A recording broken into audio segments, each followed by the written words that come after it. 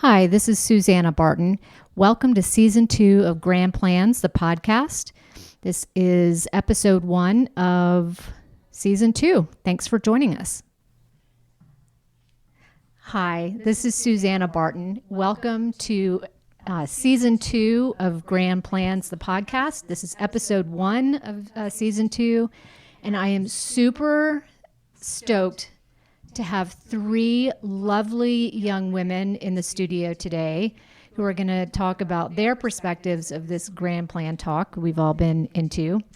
And so I've got Marley Barton here today, and Frances, Moseley, and Lamm. And these Marley and Kat are both rising seniors at Sewanee, the University of the South. And Frances just graduated with a degree in economics in May. So I'm thrilled to have all of these lovely people in the studio. And welcome, girls. Hello. Well, thanks for having us, Mom. Well, yes, thank you. Well, I'm so glad y'all are here. So one of the things that's kind of foundational about this whole thing is I've kind of come up with 20 things that I think are very important to creating a workable grand plan for all of us old people. But these are just my thoughts on it. Like, I'm 51, I think. Yes, I'm 51. And so my perspective of what's important is going to be a lot different than what y'all's is.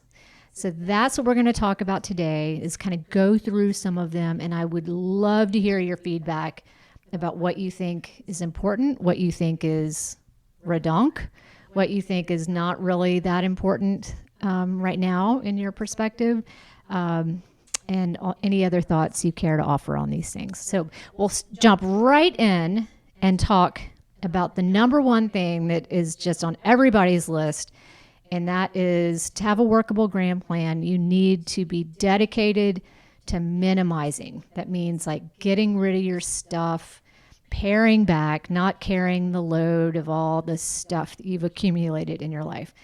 And Marley, I know yesterday we talked a little bit about the future and like if we would be staying in this house that we're sitting in right now forever. And I sensed you had some sentimental attachments to the stuff, but to the house. But is it the same for the stuff? Like, what do you guys think about stuff collection? Is it important to have a lot of stuff, or is it a burden? What do you think?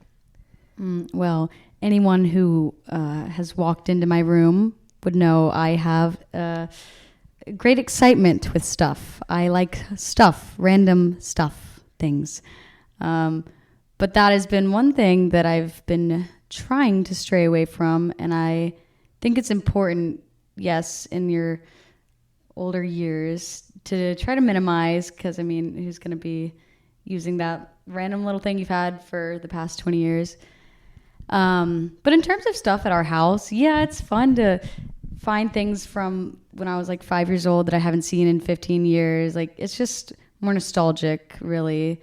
But at some point, it's like, you find it after a while and then it's time to get rid of it.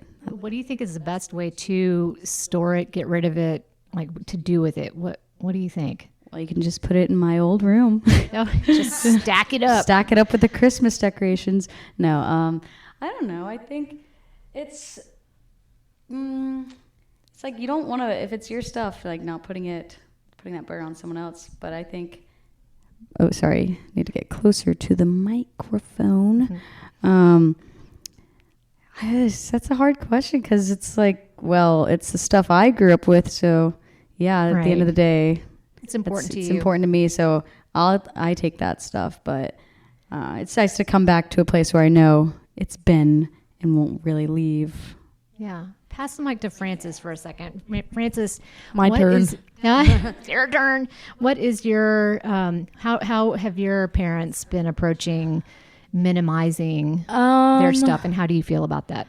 Well, so my parents, we've moved. My parents are divorced, and so I've moved loads of times. At this point, I just carry the stuff that belongs to me is what I've gone through all 4 years of college with. I don't really have, I mean, I just went home last week and my dad was cleaning out my whole room. They're doing a big renovation on our house, and so I think I maybe threw away 2 bags of my stuff. Not even. I think it was like 1 bag, and that's all I had left at that house. And before that, I had cleaned up like half my other stuff, thrown it away to Goodwill.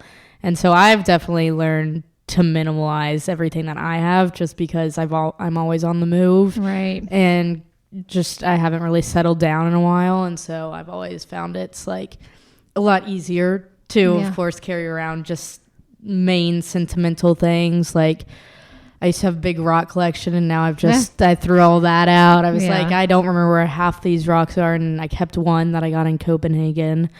Cool. And I don't know, I just think that do y'all feel like it's like that you're going to need a lot of stuff? Because I know that's the big thing, from the generation above me. They've had a lot more stuff, like, oh, you need a full living room set and a dining room set with a buffet and fine china, and then everyday china, and then stemware. And I mean, are y'all I don't think high we're maintenance with stuff? I don't think we're attached to stuff that much like that as in the old generation, because like they grew up, like I feel like, I mean, I don't know, like I imagine them sitting down having a nice dinner all together, family wise, and like eating on the nice china and like dressing up for dinner and everything. And like it really is done up. But now it's just it's more of a casual thing.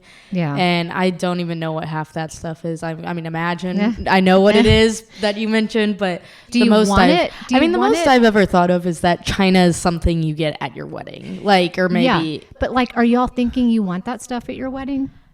I mean, it'd be nice to pick out your own china and have your own like silverware and dishware, but I think at the end of the day, I'm gonna get passed down china from that were my parents that I've never even seen before, so it's not really that big of a deal to me. I've never really thought about that.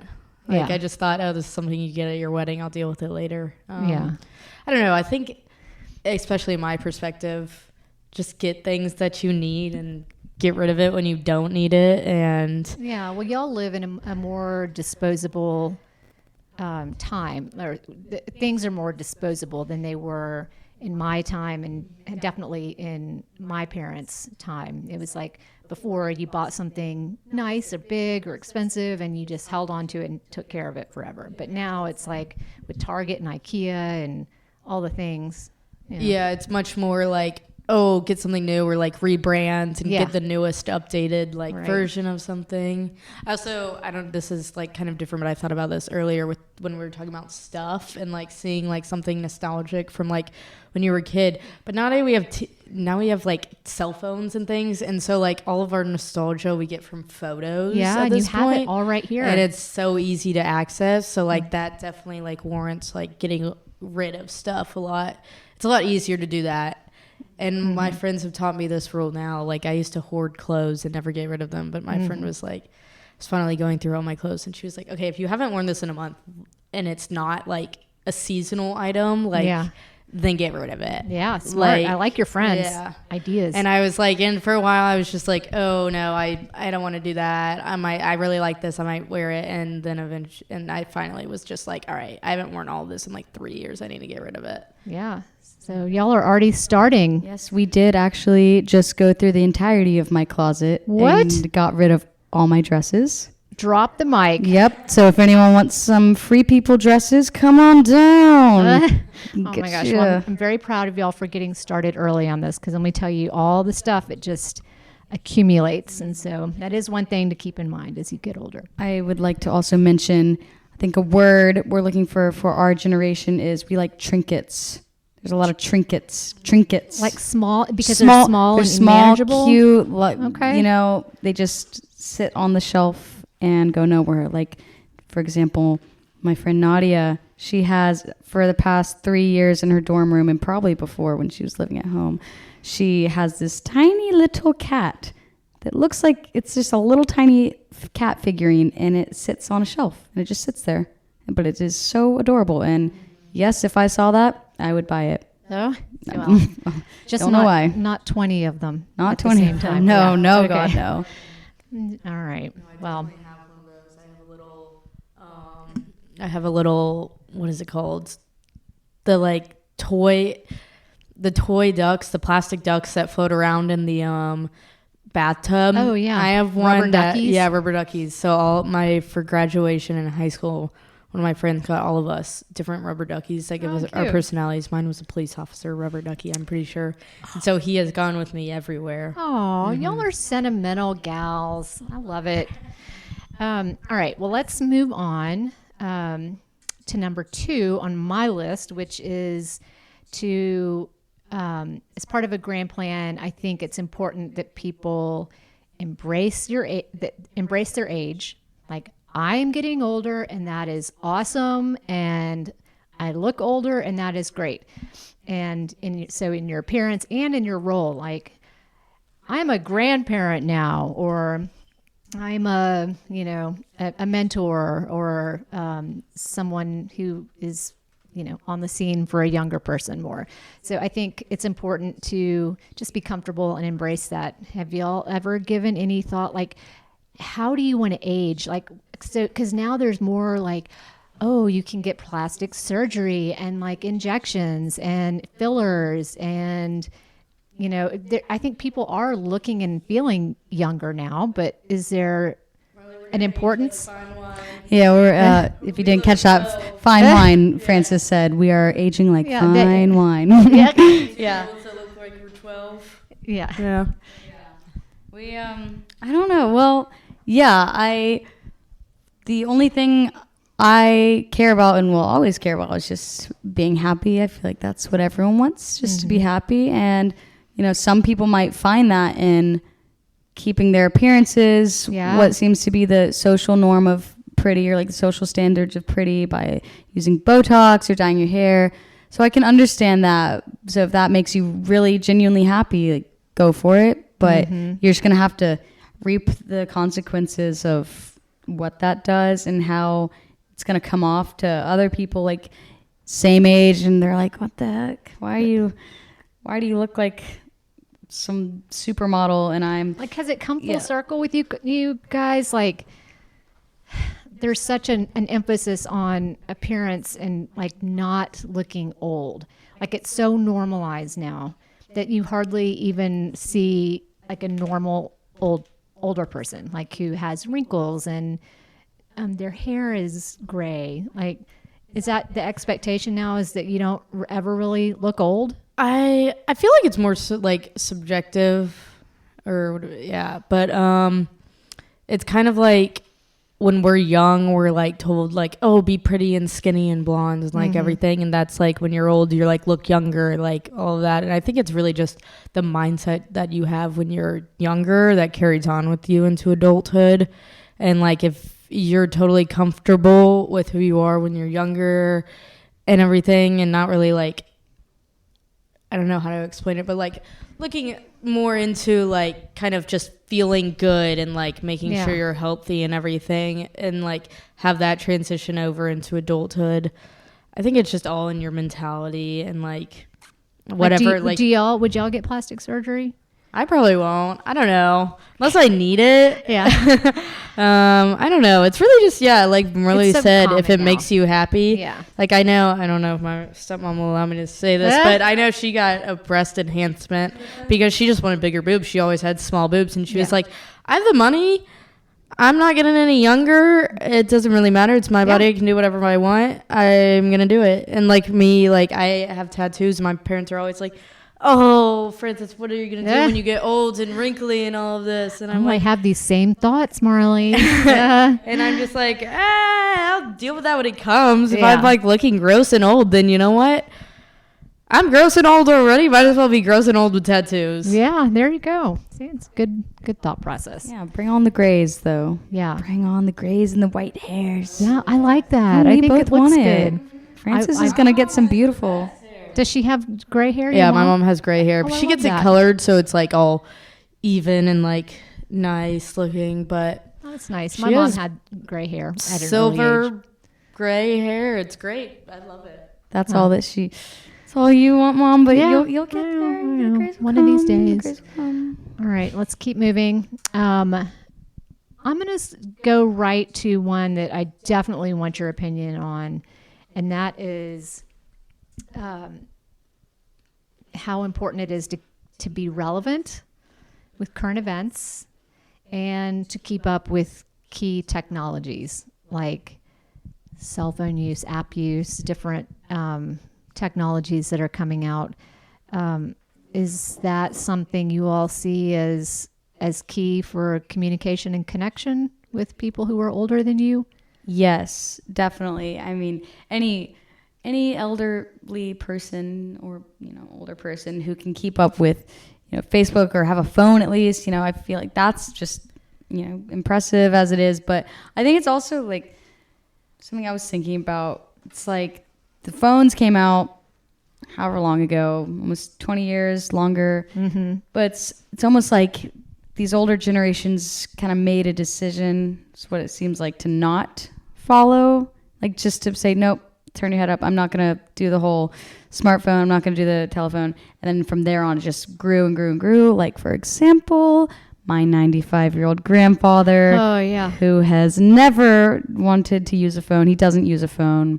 He has a landline. He's a landline. Very yes. high tech. Very high tech. But it's like, I sense he might have, not wanted to do all that. So then just kind of dug him in further, which is fine. But I just think being able to keep up, it's an easy way to keep up with your grandkids, your other relatives. It's an easy way to find relatives. I mean, I think it's very beneficial, and Apple does do teaching lessons. They have little seminars where you can, if you're elderly or just want to get in the know of how to use a phone, you can just go sit there, and a lot of people will be in the same boat as you. I think it's just important. I was thinking also, I think I mentioned this earlier, with people like our age always wanting the new gadgets and new things, like with the furniture. I think I have some friends that as soon as the new iPhone comes out, they're the first to buy it. So I definitely think with our generation, we're going to follow along. It's weird to think where else is technology going to go from here? Yeah.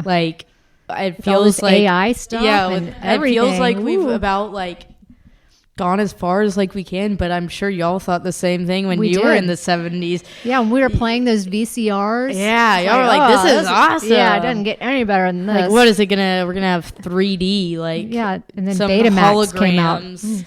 Yeah. So it's weird to think I don't know, it's hard to see what would be next. So I feel like we're just gonna get one iPhone after the other, and eventually it's going to be on your wall or something that I will not buy.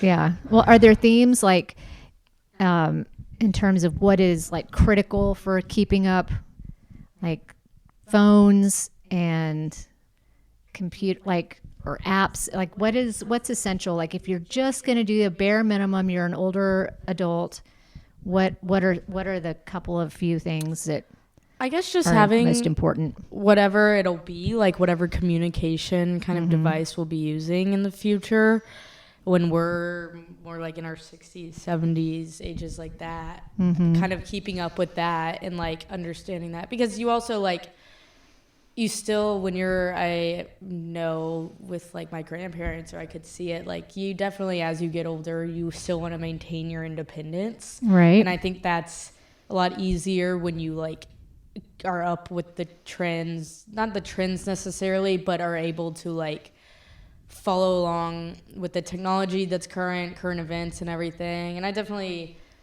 think it's different with current events, because I know my grandparents will sit on the news and just watch that. So I think as you get older, you tend to get a lot better with keeping up with current events. So I think that's not something that's going to change. If your grandparents, would it be easier, better, more connected to communicate, keep up with your grandparents if they were on your social media apps more, using the same technology you have? How would that improve or change things for a relationship? That's a good Like, question. what I if mean- Papa was on Snapchat, for Oh, example? 94. Okay, well, let's not use Snapchat as an example because I feel like I don't need my grandparents like on like to be able to keep up with me. They don't need to be like, I show them those pictures. I send them like all the pictures that I put on like Instagram or anything, and they just want to see the photos. They don't care about interacting with them. I think that's more of a thing you do like for your friends and like, yeah, for family too, but more like extended, like maybe your parents and siblings and cousins, like to be able to see and keep up. But I think as long as like you also like kind of keep in touch with your grandparents, text them, call them, send them photos. I think that's a different like, because a lot of time, I don't know, I mean, I know kids like will sometimes just not really want to like talk to their grandparents or anything because they do just want to like, they sit back and they're like, oh, you're getting so big and like you see, I don't know.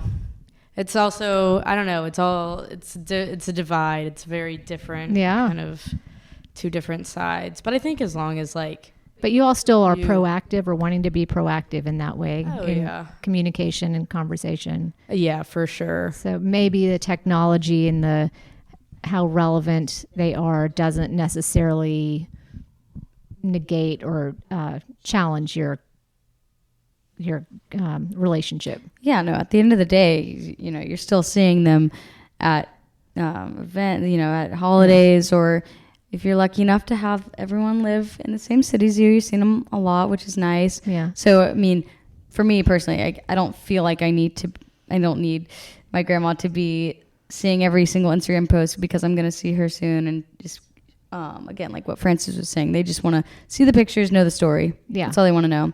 Right. And, you know, they could put on that like, oh, I'm young, I'll do the Instagram for you. But no, at the end of the day, it's like that doesn't change the relationship. It's still seeing them. So there's hope. I love it. There's hope. Okay. Yeah.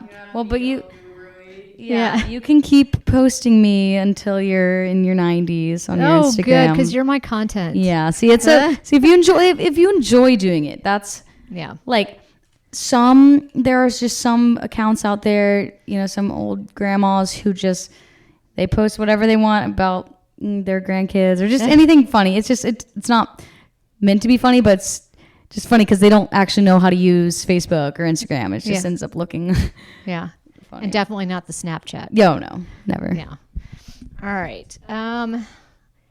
Okay, so I guess I'm gonna ask one more question and then we're gonna wrap it up. For more wine. Okay, driving. Okay, so that's a big deal for me because it does happen to every person in their life. You know, you get to an age where you're just not comfortable, safe enough, whatever, to be driving. Have you had any run-ins with elderly drivers that have been concerning? And are y'all going to be willing to give up your keys when the time comes? Well, you cute little 21 and 22-year-olds. I know. Well, I will personally drive as long as it is safe. Oh. But an example I'm going to use that we went through as a family was when my 95-year-old grandfather, yes, he is still kicking and so healthy. He's going to outlive everyone, but he would sink down, like barely be able to see the road. You know, he's slunched in his car. Probably barely see the top of his head if you're driving past him. Yes. It's like, oh my God, that can't be safe. Here he comes. That can't be safe. So at that point, like take the keys. You might still physically be able to. You might see fine, but I don't know. If it's not looking safe, it can't really be too safe. So use your judgment is what I say. Yeah. See, I want to be driven around. I'm ready to be passenger material. Get your own driver. Yeah, y'all can be my drivers. Yeah. You can just drive me around. No, to play pickleball and Get stuff. A nice, yeah. Yeah, Marley. Let's go. Yeah, you can't drive, but you could play pickleball. Marley's favorite joke to play on me is when we're coming into a store from the parking lot, and she says very loudly, "Come on, Grandma, come on this way. We're going to the store." So anyway, well, you girls are very cute, and I am very grateful to y'all for sharing some of your perspectives on a grand plan, and y'all have plenty of time to think about it. This is nothing that you're going to be facing anytime soon. But you're right. But now we can have good conversations about it. So anyway, thanks you girls for being in the studio, and we'll welcome you back for part 2 maybe tomorrow or the next or TBD. later today. Okay. All right. Thanks for having us. All right. Mom. Bye, girls. Bye. Thank you for listening to episode 1 of season 2 of the Grand Plans podcast. You can find it on YouTube under at Grand Plans, or on Facebook or Instagram, or on our website, www.mygrandplans.com. Thanks for listening.